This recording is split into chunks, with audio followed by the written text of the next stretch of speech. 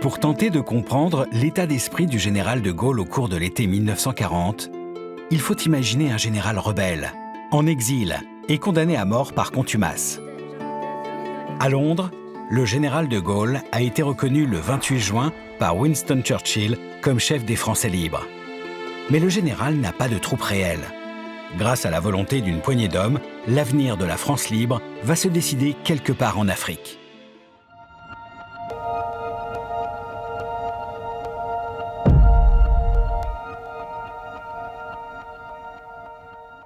La France métropolitaine n'est pas seule, et le général de Gaulle le sait.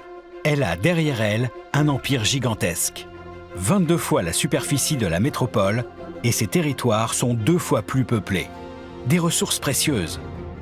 En l'espace d'un été, la quasi-totalité de l'Afrique équatoriale française se rallie aux camps gaullistes. Mais qui sont les artisans de cette renaissance? Le premier d'entre eux est sans doute Félix Éboué. Réputé pour ses convictions humanistes et républicaines, le gouverneur du Tchad est déterminé à poursuivre la guerre.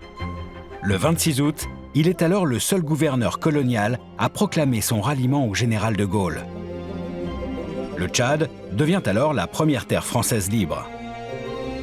Avec le gouverneur Éboué, Edgar de Larminat est l'autre héros de cet épisode de l'histoire.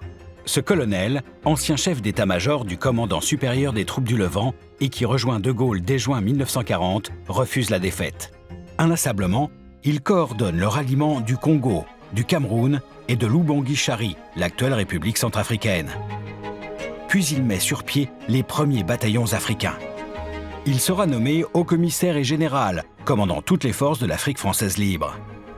Enfin, le visage de l'espoir retrouvé est aussi celui de Philippe Leclerc de Haute-Cloque. Cet officier est le bras armé du général de Gaulle sur le continent africain.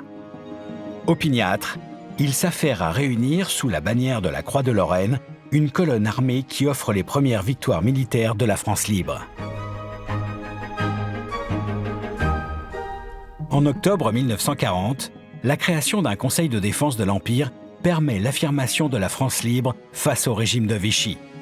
Ces premiers ralliements militaires et politiques seront suivis par d'autres territoires, du Pacifique à l'Inde.